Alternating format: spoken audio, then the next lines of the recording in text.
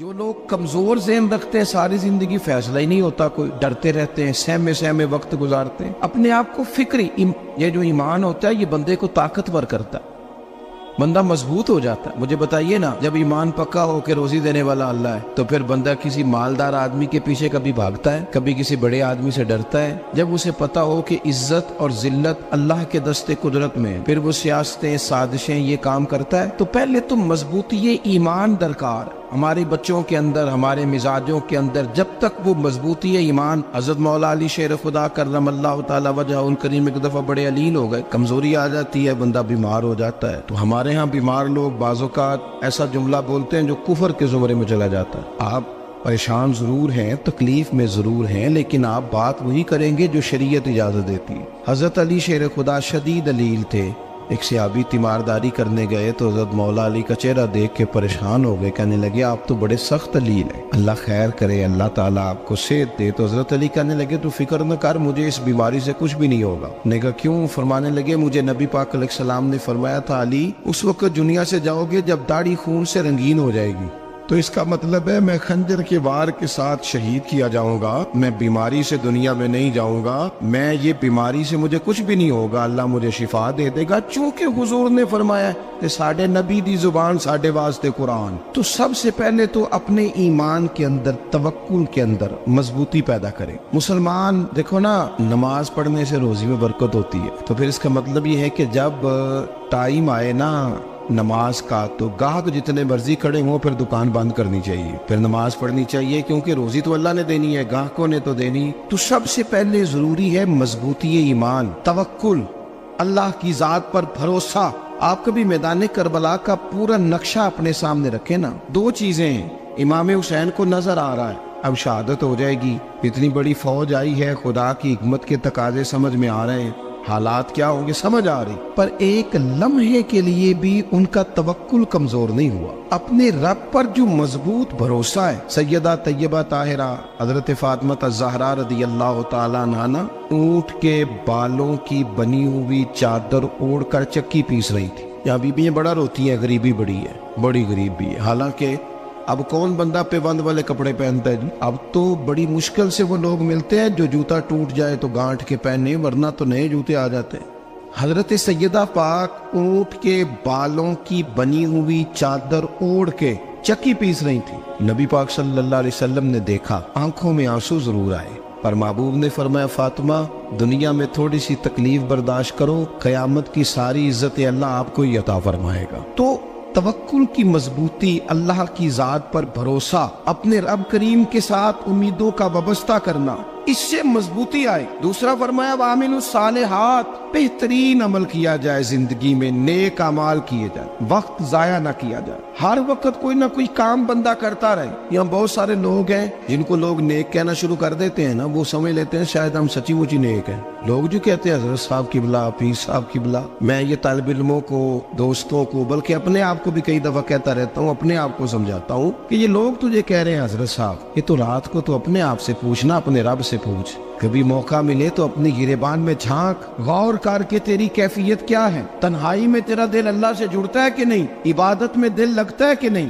خدا کا خوف دل میں رہتا ہے کہ نہیں، غریب کی محبت، عزیزوں قربت والوں کا احساس طبیعت میں موجود رہتا ہے کہ نہیں۔ ویسے تو میرا مطلب ہے، لوگ کہہ دیتے حاجی صاحب آپ بڑے سخی ہیں، تو اس سے تو نہیں نا بندے نے سخی ہونا، سخی تو تب ہونا ہے جب اللہ کی بارگاہ میں مقبول ہوگا۔ اعمال صالحہ، نیک کام، اور وہ کرتا رہے بندہ، کوئی بھی کام اسے نیکی کا مل جائے نا۔ دیکھنا اپنا معیار ہر انسان نے بنایا ہوتا ہے کامیابی کا۔ کچھ لوگوں کا خیال یہ ہوتا ہے کہ بچے میرے پڑھ گئے، اپنی اپنی جگہ پہ سیٹ ہو گئے، میں اب بڑے سکون میں ہوں۔ کچھ کی رائے یہ ہوتی ہے کہ میں نے سب بچے بچیوں کا بیاہ کر دیا ہے، گھر میرا بن گیا ہے، اب میں بڑے آرام میں ہوں، قرار میں ہوں، سکون میں ہوں۔ تو اپنی اپنی رائے ہوتی ہے، لیکن حقیقت وہ ہے، اصل وہ ہے جسے اللہ کے قرآن نے بیان کیا۔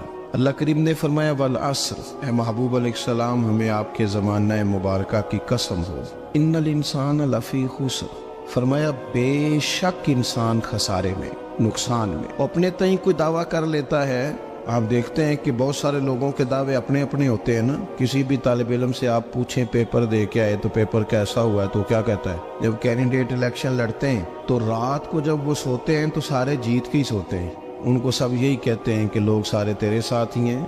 حالات یہ جتنے بادشاہ حکمران ہوتے ہیں ان کے بگڑنے کی بنیادی وجہ ہوتی ہے کہ یہ خوش فہمیوں میں مبتلا ہوتے ہیں. ہم میں سے بھی ڈھیر سارے لوگ ہیں جو خوش فہمیوں میں مبتلا ہیں. کچھ کہتے ہیں جناب ہماری نسبت بڑی تگڑی ہے. بھئی نسبت تو امام حسین سے تگڑی تو کسی کی نہیں نا. تو ساری رات نماز پڑھتے تھے, روزے رکھتے تھے, اللہ کو یاد کرتے تھے. آپ خالی نسبت پر بیٹھ کر عمل چھوڑ جائیں تو یہ کیسے ممکن ہے؟ تو اپنے اپنے تئیں لوگوں نے معیار کامیابی کے قائم کر لیے ہیں. اللہ فرماتا ہے کہ محبوب مجھے قسم ہو زمانے کی انسان نقصان میں. یہ دن بدن جو وقت گزار رہا ہے تو اس کا نقصان, اس کا خسارہ, اس کا گھاٹا بڑھتا جا رہا ہے. روز نقصان میں. کتنا کتنا عمر کا حصہ لوگوں نے ضائع کر دیا. کتنے کتنے بہترین لوگ تھے لیکن روزی روٹی کے پیچھے وقت سارا برباد ہو گیا.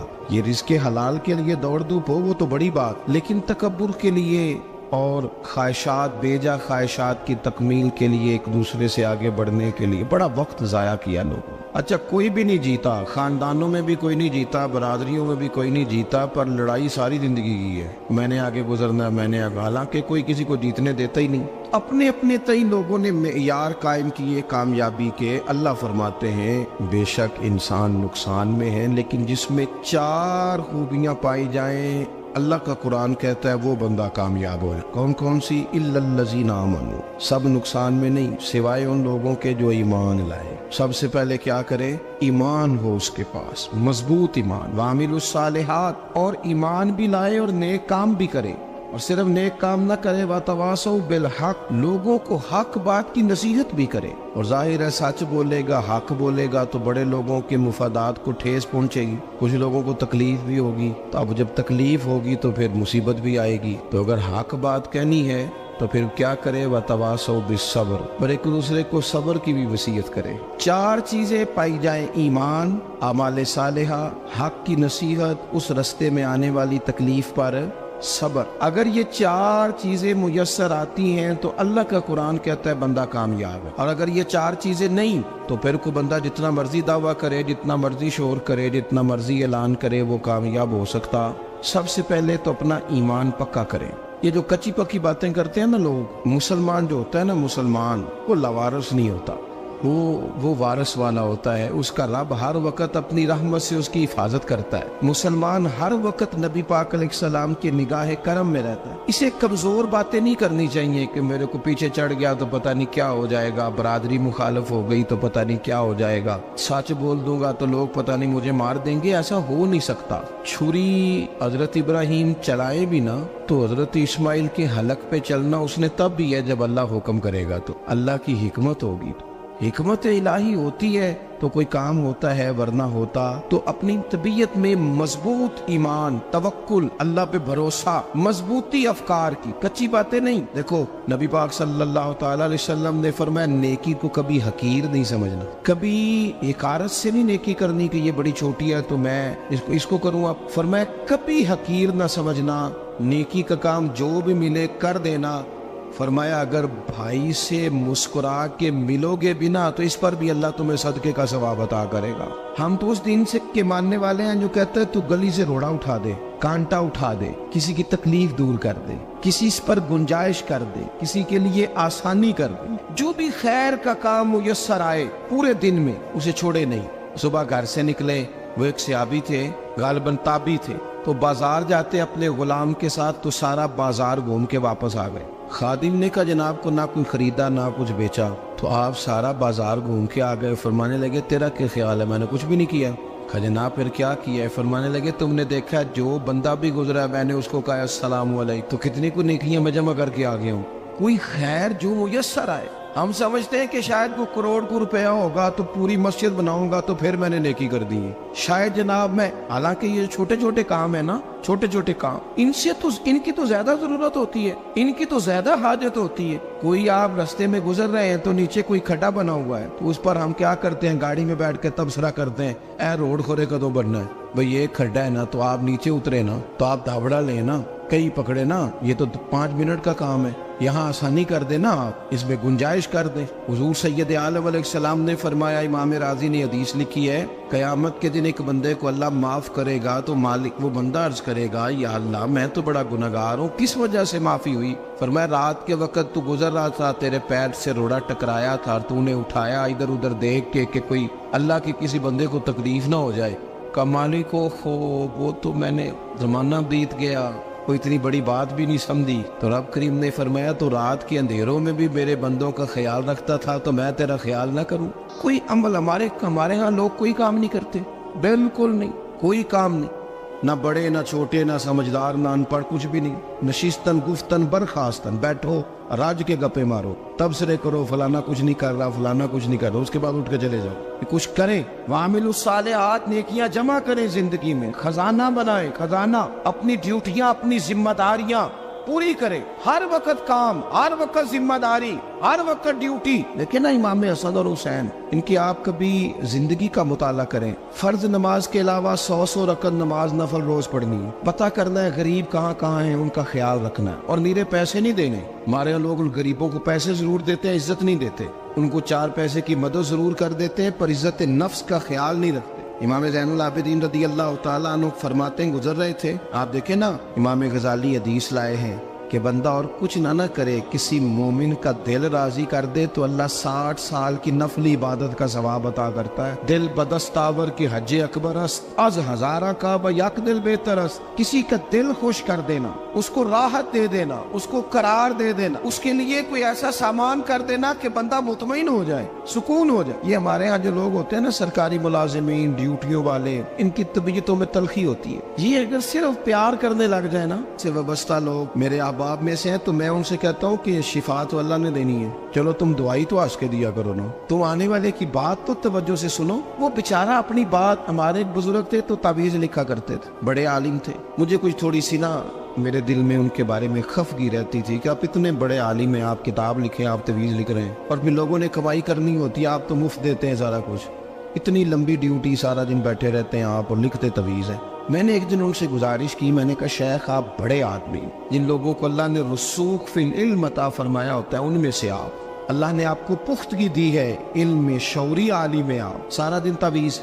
فرمانے لگے یار میں تعویذ نہیں لکھتا، اصل مسئلہ یہ ہے کہ جو تعویذ لینے آتا ہے وہ اپنا سارا دکھ سناتا ہے، تو میں تعویذ نہیں لکھتا، میں نہ بس لوگوں کے کلیجے ٹھنڈے کرتا ہوں، میں کسی کا، اب تو بچوں کے پاس ٹائم ہی نہیں، وہ تو ابا کا دکھ نہیں سنتے، تو بیٹھتے ہی نہیں۔ اماں کہہ رہی ہوتی ہے کہ پتر کو 10 منٹ میرے پاس بھی بیٹھا کر، لیکن پتر مصروف بڑا ہے، ویڈیو چڑھانی ہے اس نے۔ ہم الجھ گئے، یہ چیزیں انسان کو نفسیاتی طور پر کمزور کر دیتی ہیں، جو لوگ زیادہ یہ کام کرتے ہیں ان کے حافظے کمزور ہو جاتے ہیں، وہ الجھ جاتے ہیں، انہیں پتہ نہیں ہوتا رات میں نے کیا کہا تھا، صبح میں کیا کہہ رہا۔ ہر وقت نہیں، ضرورت کے وقت، ہر ٹائم نہیں، مخصوص اوقات میں۔ حضرت امام زین العابدین رضی اللہ تعالیٰ عنہ فرمانے لگے، ہم گزر رہے تھے، امام حسین ساتھ تھے، تو رستے میں نہ کچھ غربا، غریب لوگ بیٹھ کے کھانا کھا رہے تھے، کہتے ہماری ان پر نظر پڑی تو انہوں نے حضرت امام حسین رضی اللہ تعالیٰ عنہ سے کہا حضور آئیے، تشریف لائیے، کھانا کھائیے۔ وہ ضروری نہیں ہوتا آپ کو سب کا کھانا پسند ہی آئے، ٹیسٹ اپنے اپنے ہوتے ہیں، یہ ضروری تو نہیں۔ کھانا پسند نہ بھی آئے تو دل تو پھر بھی راضی رکھنا چاہیے، قربان جائیں۔ نبی پاک نے کس طرح ہماری تربیت کی۔ حضرت عائشہ صدیقہ رضی اللہ تعالیٰ عنہ فرماتی ہیں، کریم محبوب کا میں نے یہ طریقہ دیکھا کہ اگر کھانا ناپسند ہوتا تو چھوڑ دیتے، پر کبھی اس میں سے نقص نہ نکالتے، عیب جو ہی نہ کر۔ گرمی کے موسم میں کھڑی ہے بیچاری خاتون، اور کتنی مشقت سے اس نے کھانا بنایا، اور کتنی گرمی صحیح ہے چولہے کے سامنے، لیکن صاحب کو کھانا رکھا ہے تو وہ کہتے ہیں یہ تو کی پکایا ہے، وہ کھانے والی چیز ہے بھئی، اس طرح کرنا، اب جو اگلی انڈیا وہ تو پکا، آنا تو کھڑا ہو۔ یہ پتہ چلے یہ کام کتنی مشقت کا ہے۔ زندگی میں کچھ تھوڑا سا دوسروں کا خیال رکھنا، یہ بھی تو دین کا حصہ ہے۔ آپ اپنی زندگی میں ہمیشہ اپنے لیے سوچیں، کسی اور کا سوچیں ہی نہ۔ تو میرے عزیز یاد رکھیں گے آپ، امام زین العابدین کہتے ہیں نبی پاک صلی اللہ تعالیٰ علیہ وآلہ وسلم نے نا حضرت امام علی مقام کی، امام حسن اور حسین کی اس طرح سے کچھ تربیت فرمائی تھی کہ غریب پروری ان کے اندر رچ بس گئی۔ مزاج بن گیا. وہ غربا بیٹھے تھے دسترخوان بچھائے سڑک کے کنارے, تو امام حسین گزرے تو انہوں نے آواز دی. امام صاحب لوگ ذائقہ لگے, حضور تھوڑی روٹی نہیں کھا لیتے ہمارے ساتھ؟ تو امام صاحب آ گئے, نیچے بیٹھ گئے غریبوں کے ساتھ. کوئی جرت کرے نا, چلو امیروں نے تو غریبوں کے ساتھ بیٹھنے کی جرت نہیں کرنی, کوئی پیر ہی بیٹھ جائے غریبوں کے ساتھ, وہی مہربانی کر دے کہ میں پیر صاحب ہوں, قبلہ ہوں, تو میں ہی چلو لنگر کھا لوں مریدوں کے ساتھ بیٹھ کے. ہماری تو محفلوں میں بھی نا جی, نعت خانوں کا, مولویوں کا, دوسروں کا کھانا اور ہوتا ہے, اور غریب آدمی کو شاپر میں چاول ڈال کے دیتے ہیں اور ساتھ اسے کہتے ہیں یہ لنگر شریف ہے. بھئی اگر یہ شریف ہے, تبرک ہے, تو اے پیر صاحب نو نہیں سی لنگدا, اڑتا ہے گلے میں لنگر ان کو. یہ لنگر شریف جو ہے یہ نعت خان کو بھی تو گزرنا, تبرک ہے کہ نہیں؟ ہاں نہ تو کرو نا, تو جیڑی زیادہ تبرک والی شے ہے وہ پیرانو بھی تو کھانی چاہیے نا. نعت خان کو اس کے لیے لہدا سے مرغ مسلم اعلیٰ کھانے. میں اکثر دوستوں سے کہتا ہوں چلو میلاد شریف پہ صحیح سب کے لیے اچھا کھانا پکاؤ. چلو جس غریبوں کے بچوں کو بیچاروں کو سارا سال وہ بوٹیوں کے لیے لڑتے ہیں, تم میلاد پہ اچھی روٹی پکا دو, تو بچہ جب کھائے گا نا بہت ساریاں بوٹیاں اور چاول, اور اپنے ابا سے پوچھے گا کہ ابا جی آج کی گل ہے, تو ہو سکتا ہے غریب باپ روئی پڑے اور اسے کہے پتر تو آج راج راج کے کھاج ساڑھے نبی پاک دا میلاد شریف. تو امام حسین رضی اللہ تعالیٰ عنہ نا آ کے غریبوں کے بیچ بیٹھ گئے زمین پہ. انہوں نے کہا کھائیے, تو وہ جس طرح وہ کھا رہے تھے نا سادے برتنوں میں امام حسین کھانا کھانے لگ گئے. میں نے کہا خیر کا کام کوئی بھی ملے اسے ضائع, چلو اور کچھ نہیں کر سکتے تھے, کسی کو سڑک ہی پار کرا دے نابینا کو, چلو اور کچھ نہیں کر سکتے, تو آپ کو پتا ہے کہ سامنے والا بوجھ لے کے گزر رہا ہے, آپ تھوڑا سا ہٹ جائیں روڈ سے, اسے گزر لینے دیں. کوئی تو کام زندگی میں, کوئی ارادہ تو خیر کا بندہ کرے. امام حسین بیٹھ گئے, ان کے ساتھ روٹی کھائی. تھوڑی دیر کے بعد اجازت لی, فرمایا جاؤں؟ کہنے لگے حضور اور کھائیے. فرمانے لگے میں تو ابھی روٹی کھا کے آیا تھا اور آج تک ایسا نہیں ہوا کہ دوبارہ کھانا کھاؤں. ایک لقمے کی بھوک نہیں تھی, جتنا بھی کھایا ہے نا یہ تمہارا دل خوش کرنے کے لیے کھایا ہے. غربا مساکین کی وعامل الصالحات, ایماندار بندہ ایمانداروں جیسے کام کرتا ہی اچھا لگتا ہے. 25 حج کیا امام حسن اور حسین نے مدینے سے مکے پیدل جا کے. میں کہتا ہوں چلو ہم باجماعت نماز ہی پڑھ لیا کریں. چلیں, حضور صلی اللہ علیہ وسلم نے فرمایا فجر کی نماز پڑھ کے بیٹھ جاؤ, اشراق چاشت تک اللہ کا ذکر کرو, 2 نفل اشراق کے 2 چاشت کے پڑھ لو, اللہ 2 حج اور 2 عمرے کا ثواب عطا کر دے گا. مشکل کام تو نہیں. اہل بیت نے ہمیں سبق یہ پڑھایا ہے, حضور کے اصحاب نے ہمیں سبق یہ پڑھایا. تیسری بات فرمایا وتواصوا بالحق, صرف یہ نہیں کہ تم نماز پڑھ کے تو بیٹھ جاؤ, تم نے نا بے نمازی کو نماز کی دعوت بھی دینی ہے. مظلوم پر ظلم ہوتا رہے اور کونے میں چپ کر کے بیٹھے نہیں رہنا, بلکہ اگر ہاتھ پکڑا جا سکتا ہے تو ظالم کا ہاتھ پکڑنا ہے. نبی پاک علیہ الصلوۃ والسلام نے فرمایا اپنے بھائی کی مدد کرو چاہے وہ ظالم ہو یا مظلوم ہو, بھائی کی مدد کرو چاہے ظالم ہو یا مظلوم ہو. تو صحابہ نے عرض کی یا رسول اللہ صلی اللہ تعالی علیہ وسلم یہ مظلوم کی مدد تو سمجھ میں آتی ہے, یہ ظالم کی مدد کیسے کریں؟ نہیں سمجھ آ رہی ہے آپ کو بات؟ یا رسول اللہ صلی اللہ تعالی علیہ وسلم مظلوم کے ساتھ کھڑا ہونا تو ہماری عقل میں آ گیا, تو ظالم کی مدد کیسے کرنی ہے؟ نبی پاک صلی اللہ تعالی علیہ وسلم نے فرمایا ظالم کو ظلم کرنے سے روک دو, تم نے اس کی مدد کر دی, اسے باز کرو. لیکن ہم تو اتنی جرت ہی نہیں رکھتے بدی کو بدی کہنے کی, اتنی طاقت ہی نہیں ہوتی. جھوٹ کو جھوٹ کہنے کی ہمت, ہمارے گھر میں سارا کچھ ہو رہا ہوتا ہے, ہمیں پتہ ہوتا ہے کہ فلاں جگہ پہ ہمارا قبیلہ ہماری برادری غلط ہے, پر اتنی جرت کرتے. ہم سچ بولتے ضرور ہیں پر دوسروں کے بارے میں, اپنے بارے میں سچ بولنے کو تیار نہیں ہوتے.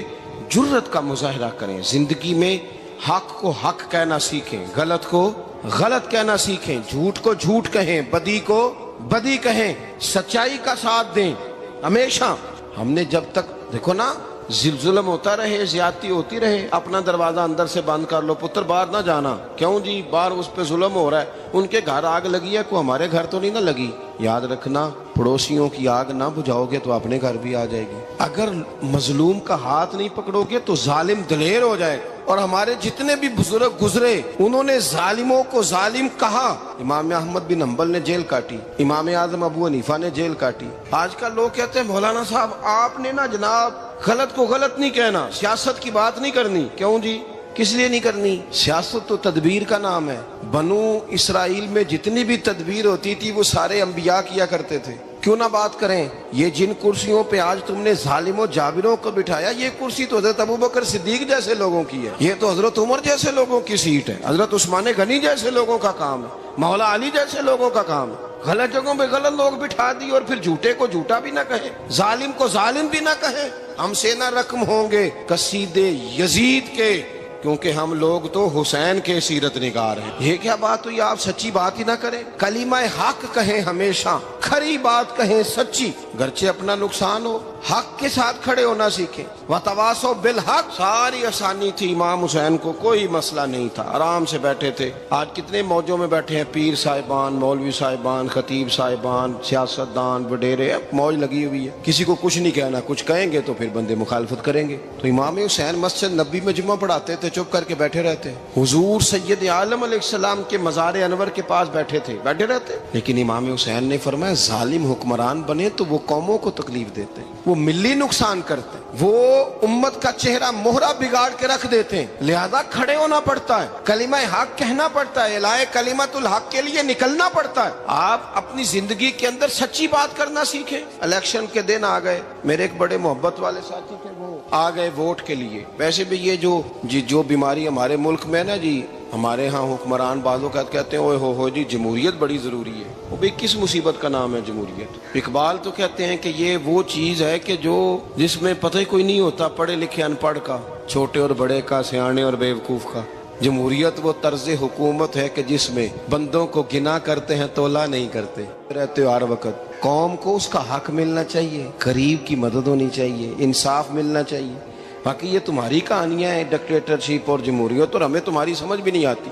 ہر ڈکٹیٹر کے ساتھ ہوتے ہو، باتیں جمہوریت کی کرتے ہو، جہاں تمہارا دل کرتا کھڑے رہتے ہو۔ ہمیں تو کوئی اس سے غرض نہیں، کام ہونا چاہیے، بلکہ جو لوگ قوت نافذہ رکھتے ہیں انہیں سمجھنا چاہیے کہ ملک کی بھاگ دوڑ ہمیشہ مضبوط ہاتھوں میں رہے، اور وہ اس طرح کا نظام وضع کریں، مل بیٹھے سارے ادارے کہ غریب کی سنی جائے۔ وہ مجھے بڑی اچھی طرح یاد ہے جب وہ ایک حکومت ختم ہوئی اور جو ایک فوجی رہ کے گئے تھے 11 سال، ان کی حکومت آئی تو میں باہر نکلا تو ایک بزرگ تھے، وہ صبح صبح ناشتہ بیچا کرتے تھے ہمارے علاقے میں، چاول اور چنے بنے۔ تو میں نے ان سے کہا بزرگوں پتہ لگا جی رات دی حکومت بدل گئی ہے۔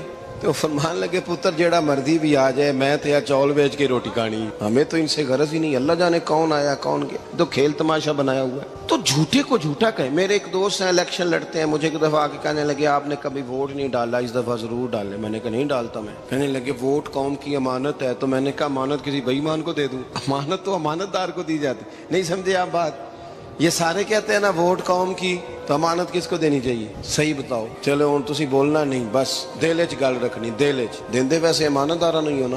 نہیں میں نے کہا بولنا نہیں، ہمیں کسی نے پتہ نہ لگ جائے، دیتے ویسے امانت داروں کو ہی ہو نا۔ یہ اپنے دل سے پوچھو، فیصلہ لو، اللہ سے ڈرو۔ ظالم کا مددگار ظالم ہوتا ہے، ظالموں کا مددگار ظالم ہوتا ہے۔ وہ تیرے میرے ووٹ پر جیت کر جب ظلم کرے گا تو پھر کون ہے جو یہ دعویٰ کرے گا کہ جناب میں ظالم کا مددگار نہیں؟ سوچو سمجھو، غور کرو۔ امام حسین رضی اللہ تعالیٰ عنہ نے فرمایا سچ کو سچ کہیں گے، جھوٹ کو جھوٹ کہیں گے۔ یہ نہیں ہو سکتا کہ جناب ظلم ہوتا رہے اور چپ رہے۔ اور یہ سبق کہاں سے پڑھا انہوں نے؟ مولا علی شیر خدا سے۔ جب حضرت عثمان غنی رضی اللہ تعالیٰ عنہ پر بلوائیوں نے حملہ کیا نا، تو چونکہ حضرت عثمان غنی خالو تھے امام حسن اور حسین کے، حضرت عثمان خالو ہیں، سگے خالو ہیں، تو حضرت مولا علی شیر خدا نے یہ نہیں کہا کہ پتر اتنے بندے آ گئے ہیں، تلواریں ہیں، محاصرہ ہے، باہر نہ نکلنا، بلکہ حضرت مولا علی نے خود اپنے دونوں بیٹوں کو تلواریں پکڑائیں اور حضرت عثمان غنی کے دروازے پہ کھڑا کر کے کہا پتر خیال رکھنا تمہارے ہوتے ہوئے کوئی بھی شخص حضرت عثمان غنی کا دروازہ نہ کراس کر پائے۔ خود اپنے بچوں، ہر جنگ میں حضرت علی ساتھ لے کے جاتے تھے۔ ہم تو بچوں کو دلیری سکھاتے ہی نہیں، بزدل۔ اور کچھ ہمیں بابے مل گئے، وہ کہتے ہیں منڈے نو سایا ہے، میں کہ بابے نو آپ سایا ہے، انہوں بھی کرو دم کراؤ، اس کو نظری سایہ آتا ہے۔ کیسے نادانوں سے پالا پڑ گیا۔ کیا ہوتا ہے وہ سایہ؟ اچھے بھلے سیانے نوجوان بتی بند کر کے اندر لیٹا ہوا ہے بچہ ہے، بابا کہہ گیا انہوں سایا ہے۔ بابا کہڑا کہہ گیا جیڑا باہر روٹی لین آیا سی، بھی ایڈی پہنچی سرکار ہوندی تے ٹکر ہی گھر کھا لیندی۔ لوگوں کے قسمت کا حال بتاتا ہے، اپنی اتنی خراب ہے کہ مانگتا پھرتا ہے۔ کیا مذاق بنایا ہم نے اپنے ساتھ۔ تھوڑے سمجھدار ہو جائیں، ہر بندے کی بات کا اثر قبول نہ کیا کریں۔ مومن کے پاس طاقتیں ہوتی ہیں، جو جدھر لگاتا ہے چپ کر کے لگ جاتے ہو۔ ان الذین قالوا ربنا اللہ ثم استقاموا تتنزل علیہم الملائکہ، اللہ کہتا ہے تو ڈٹنا سیکھ، رب کا نام لے کے ڈٹ جا، رب تیری مدد کے لیے فرشتے بھی نازل کر دے گا۔ فرمایا یہ نبی مومنوں کے جانوں سے بھی زیادہ قریب ہے۔ ہم بڑا عام لفظ بولتے ہیں کہ فلاں چیز میرے دل کے بڑی قریب ہے، میری سوچ کے بڑی۔ جو لوگ دل کے قریب ہوتے ہیں ان کے پاس اٹھنے بیٹھنے کو دل کرتا ہے۔ تو اللہ کریم نے قرآن پاک میں فرمایا کہ یہ پیغمبر صلی اللہ علیہ وسلم تمہاری جانوں سے بھی تمہارے قریب ہے، اور حضور نے وضاحت کر دی، نبی پاک نے وضاحت کر دی۔ حضور نے فرمایا لا یؤمن احدکم حتی اکون احب الیہ من والدہ وولدہ والناس اجمعین، او کما قال نبی صلی اللہ علیہ وسلم۔ فرمایا تم میں سے کوئی اتنی دیر تک مومن ہو ہی نہیں سکتا جب تک ہر چیز سے بڑھ کر مجھ سے پیار نہ کرے۔ ایک مثال دے لوں، بات آسان ہو جائے گی۔